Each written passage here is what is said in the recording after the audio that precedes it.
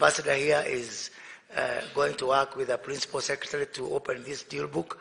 Please, as I've told the delegation from France, ensure that all your partnerships, all your investments get its way into the deal book.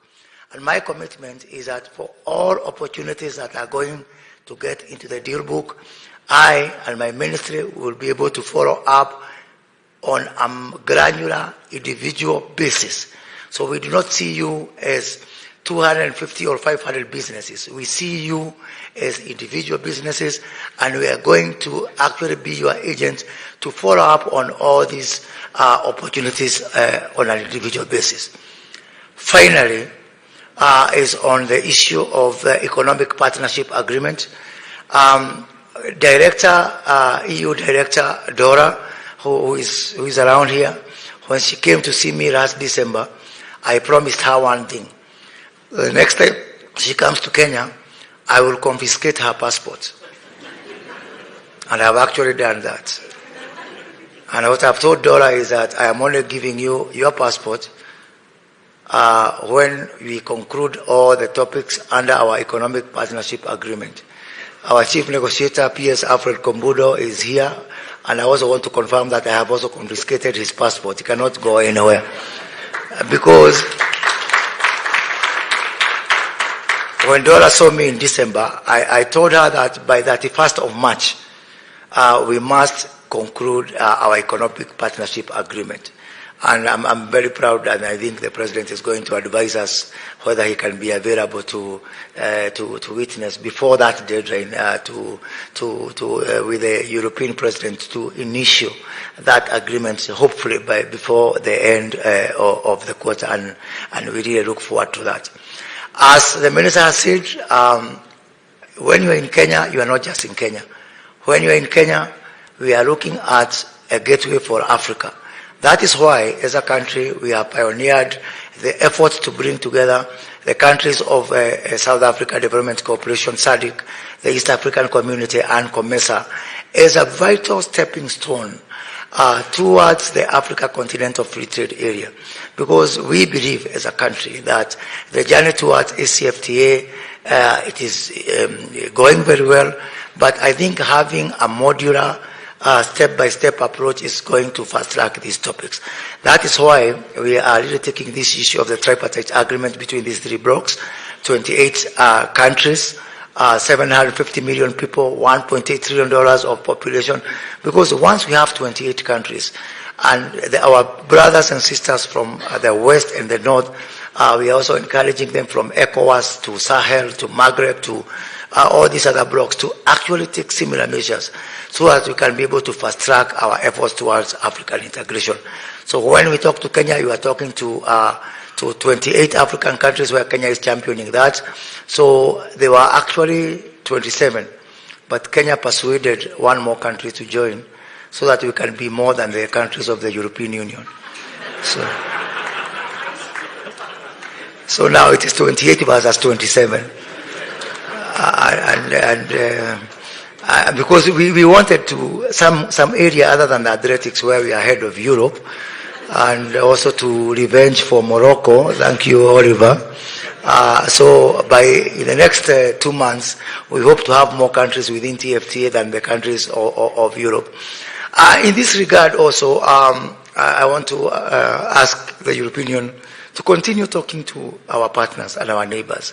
Because why Kenya has taken a very aggressive and robust approach towards trade negotiations, we now have P.S. Kombudo here is negotiating 3 major agreements at the same time with the European Union, with the US, and with the UAE, all of them at the same time, which is strenuous and draining for him and his lean team.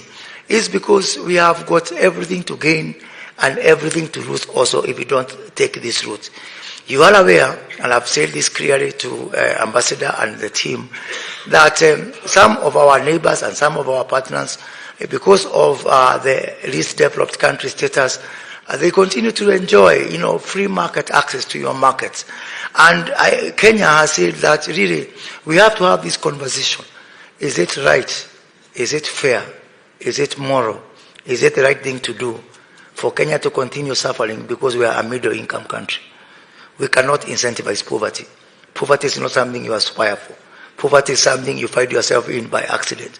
And we want to ask European Union to continue having this conversation, even with our partners, and tell them really that, please, let's aspire to leave this LDC bracket and get all our economies to the middle income. By the way, within the next 5 to 10 years, this government, the Kenya Kwanza government in the Republic of Kenya, is going to create a vacancy in the middle income because we want to be the top bracket income. So we want other countries to come in and fill in that gap. So there is space.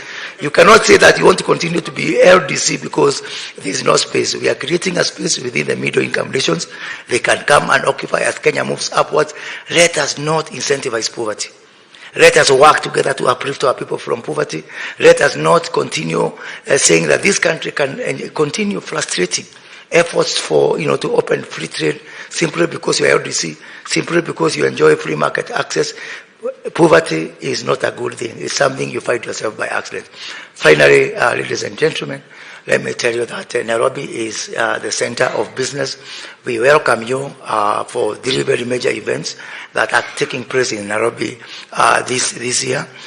In April, the African Union, the ACFTA, trade ministers, and also our private sector in Africa, 100 top companies in Africa are converging here in Nairobi to develop the implementation matrix now that we have got a critical mass of countries that have ratified the CFTA. In July, alongside the mid-year summit of the African Union, we welcome you to the Kenya International Investment Conference right here in Nairobi. And of course, His Excellency the President is going to host, as the chair of CAHOS, the African Heads of State on Climate Change, our summit on climate change for Africa.